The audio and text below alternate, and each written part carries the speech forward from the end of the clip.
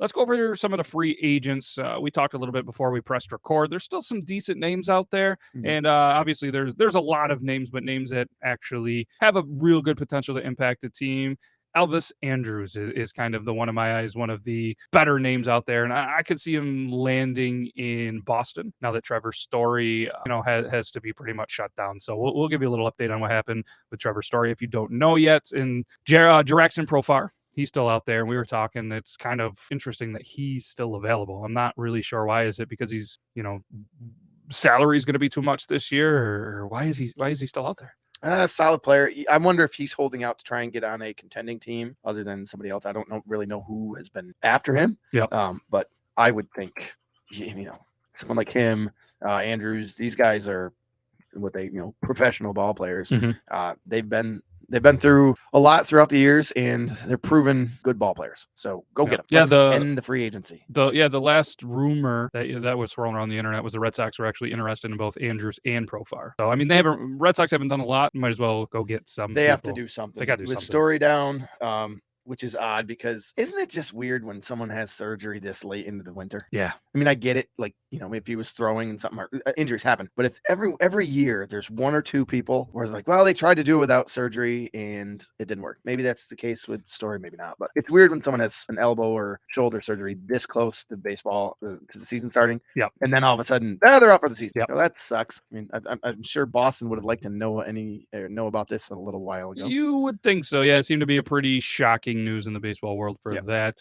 Another one that I'm sucks for Story. It sucks. Yeah. He's a good ball player. It's true. The other one is Zach Greinke, still out there, and rumor has it that the Royals could potentially be open for a reunion to bring him back. I mean, he could probably still slide in this lineup. I mean, you got Jordan Lyles and Brady Singer, solid pitchers. They're going to be your 1-2 punch. Then you got a Ryan Yarbrough, Brad Keller, and a Daniel Lynch. He could outperform one of those in camp. I would have to imagine.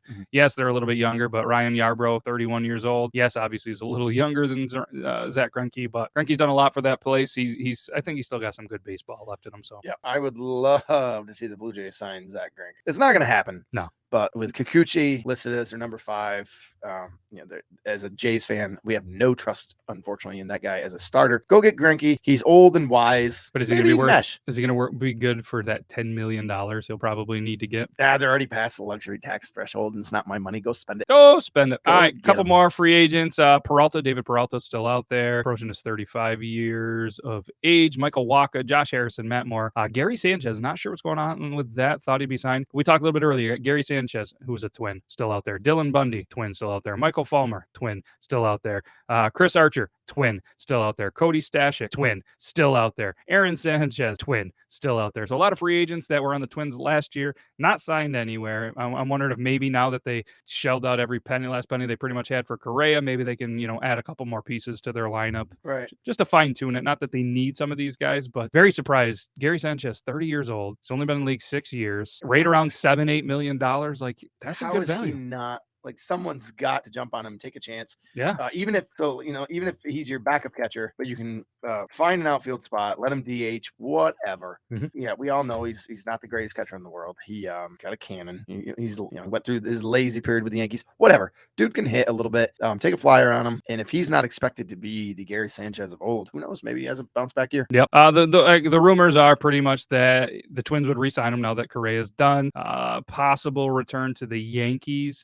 Cleveland Guardians have been rumored as talking with him. Those were the 3 teams that pretty much had a chance. I think you could see them slide into the Guardians, have them work behind, they have some prospects, Bo Naylor, Brian. Bo Naylor, sounds like they don't want to give Naylor a full season of catching yet. No, I wouldn't.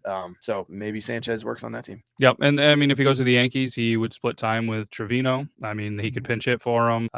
They have Stanton, who's a DH, who's hurt all the time. I could see him definitely getting a lot of play in New York as well. And then obviously the Twins could be an interesting play. I mean, the Twins, I think currently they have a couple of young guys, but their projected catcher right now is the Christian Vasquez, who's no spring chicken. He's 32, 33 years old, came from the Boston organization. They also have Ryan Jeffers, who has been in the majors 2 years. He's a little bit younger. So yeah, I don't know. We'll have to see how that goes. And like I said, Gary Sanchez is out there, Jose Iglesias, Adam Duvall, Andrew Chaffin, Dave Phelps, Dylan Bundy, just Tommy Pham. I mean, Chad Cole. I mean, there's some big names, but not game changers. I think any of these guys that are going to sign, you're going to be like, all right, they're good role players. They're decent signing. Yeah, if they have really good bounce back years, you look like a genius. If they're just whatever, then one of those low risk, high reward type things. Yeah.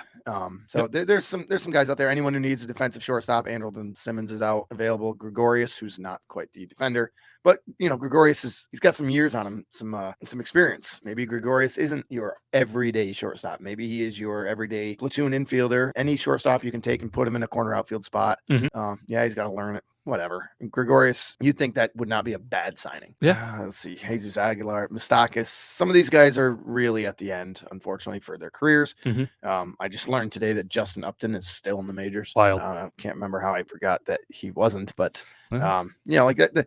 When teams are right on the edge of the luxury tax, or right on, maybe because some of these guys are going to command decent money just because they're still around. Yep. And they've been around for a while. Maybe you don't want to. Maybe that's why some of these guys are out there. It's not worth the 8 to 10 million. If you can get them mid-March for 1.5 million, then you go get them. Yeah, but then you get them a little bit later. They hadn't really had a lot of spring ball, and then you have that whole kind of question. There's a big risk to that. Hey, that's a good problem to have, I guess, for them.